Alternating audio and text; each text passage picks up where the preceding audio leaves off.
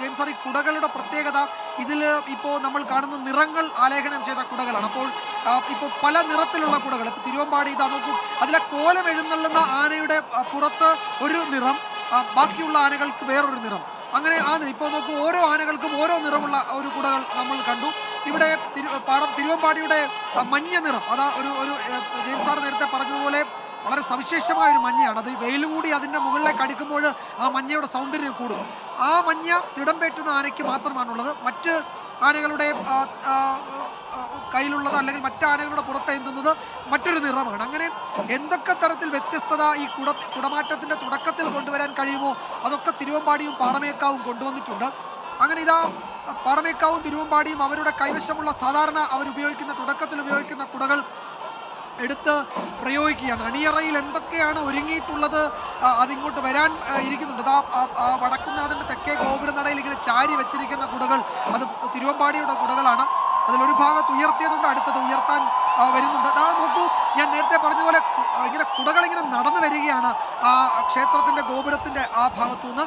ഇവിടെ പാറമേക്കാവിൻ്റെ പക്കലാണെങ്കിൽ പാറമേക്കാവിൻ്റെ പക്കലുള്ള കുടകൾക്ക് അതും നിറത്തിനൊപ്പം വെയിൽ കൂടി ആ കുടകളിലേക്ക് അടിക്കുമ്പോഴുള്ള ഒരു ഭംഗി, എത്ര മനോഹരമാണ് ആ കാഴ്ചകൾ എന്നത്. ഇപ്പോൾ ആനകളുടെ ചമയവും കുടകളുടെ നിറവും തിടമ്പും കോലവും എല്ലാം ഏതാണ്ട് ഒരേ നിറത്തിൽ എന്ന് വേണമെങ്കിൽ പറയാവുന്ന അസ്തമയ സൂര്യൻ്റെ കിരണങ്ങളേറ്റിങ്ങനെ പ്രകാശിക്കുന്ന ആനകളുടെ മസ്തകത്തിലെ ആനച്ചമയവും അതിലെ ഗോളകളും ഒക്കെ ചേർന്ന് ഒരു വല്ലാത്ത കാഴ്ചാനുഭവം നൽകുകയാണ്. അത് നമുക്ക് ഈ വാക്കുകൾ കൊണ്ടൊക്കെ പറഞ്ഞാൽ എങ്ങും എത്തില്ല എന്ന് നമുക്കറിയാം. പക്ഷേ എങ്കിലും അതാണ് അനുഭവം. പൂരക്കാലത്ത് തൃശ്ശൂരിൽ ആ പൂര ദിവസം അതിലൊരു ദിവസമെങ്കിലും പ്രിയപ്പെട്ടവരെ നിങ്ങൾ എത്തണം, കാണണം. അത് ഇനിയിപ്പോഴതിന് പറ്റുന്ന സാഹചര്യം ഇല്ലെങ്കിൽ അത്തരമൊരു സാഹചര്യം ഉണ്ടാക്കിയാണെങ്കിലും അടുത്ത പൂരത്തിന് വരണം, വന്ന് കാണണം. നമ്മളുടെ കൺമുന്നിൽ കാണുന്ന ലോകത്തിലെ ഏറ്റവും വലിയൊരു അത്ഭുതമാണ്, നമ്മളുടെ വീട്ടുമുറ്റത്ത് നടക്കുന്ന ഒരു വലിയ അത്ഭുതമാണ്. മലയാളികളെ സംബന്ധിച്ചിടത്തോളം മലയാളികൾ ലോകത്തിന് നൽകിയിരിക്കുന്ന ഏറ്റവും വലിയ സംഭാവനകളിലൊന്നാണ് തൃശ്ശൂർ പൂരം. കേരളത്തെപ്പറ്റി അത് നമ്മളുടെ ദൈവത്തിൻ്റെ നാടെന്നൊക്കെ പറയുമ്പോൾ നമ്മൾ കേരളത്തെ മാർക്ക് ചെയ്യുമ്പോൾ തൃശ്ശൂർ പൂരത്തിലെ ഈ ഫ്രെയിം ആ മാർക്ക് ചെയ്യപ്പെട്ട എല്ലായിടത്തും കാണും. ഇങ്ങനെ രണ്ട് വശത്തും 15 ആനകൾ വീതം നിൽക്കുന്നു. അതിനിടയിൽ ജനസാഗരം, മനുഷ്യ മഹാസാഗരം, ഒരു ജനസമുദ്രം, മനുഷ്യക്കടൽ, അതിങ്ങനെ നിറഞ്ഞു നിൽക്കുന്ന ഒരു ചിത്രം നമ്മളുടെ എല്ലാം മനസ്സിലുണ്ട്.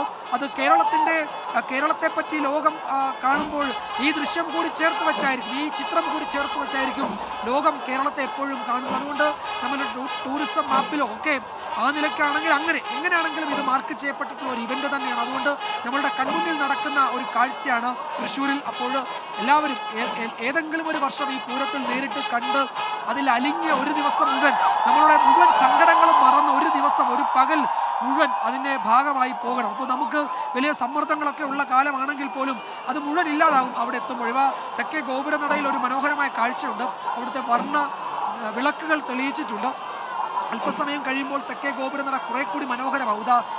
അതിൽ കാണാം ആ ഗോപുരനടയിലെ വർണ്ണ വിളക്കുകളൊക്കെ തെളിഞ്ഞു തുടങ്ങിയിട്ടുണ്ട്. അതിലൊക്കെ ആ വെളിച്ചം പതിയുന്നിടത്തൊക്കെ ഉള്ള കാഴ്ചകൾ പ്രിയപ്പെട്ടവരെ അതിനടുത്ത് നിന്നാൽ കുറെ കൂടി മനസ്സിലാവും എത്ര ഭംഗിയുള്ളതാണ് ആ കാഴ്ചകളെന്ന്. അങ്ങനെ ആ തിരുവമ്പാടിയുടെയും പാറമേക്കാവിൻ്റെയും ഈ പുരാവേശത്തിന് മാറ്റുകൂട്ടുന്നത് ഒരു കുട പുറകിൽ കാണാം. നമുക്ക് അത് വരുന്നുണ്ട്. അത് ഭഗവതിയുടെ രൂപം ആലേഖനം ചെയ്ത ഒരു കുട പുറകിൽ വരുന്നുണ്ട്. കുട എന്ന് നമ്മളുടെ പരമ്പരാഗത സങ്കല്പത്തിൽ പറയുന്ന കുടയല്ല, അതൊരു രൂപം ആലേഖനം ചെയ്ത കുടകൾ വരികയാണ്.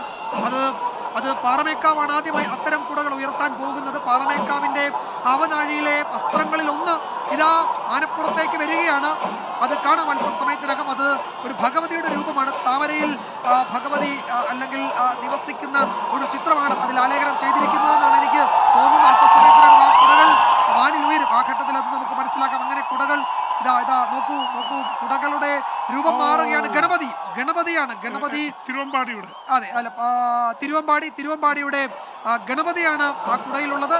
ആ ഗണപതി കുട ചൂടിയ, മുത്തുക്കുട ചൂടിയ ഗണപതി, ഏറ്റവും കൂടുതൽ രൂപങ്ങളിൽ വിശ്വാസികൾ ആരാധിക്കുന്ന ഒരു മൂർത്തിയാണ് ഗണപതിക്ക് എത്ര ഭാവങ്ങളുണ്ട്. നൃത്ത ഗണപതി, കൃഷ്ണനെ മടിയിലിരുത്തുന്ന ഗണപതി, അങ്ങനെ പലതരം ഗണപതികളുണ്ട്. അതിൽ കുട ചൂടി നിൽക്കുന്ന ഒരു ഗണപതിയാണ് ആ കുടയിൽ നമ്മൾ കാണുന്നത്.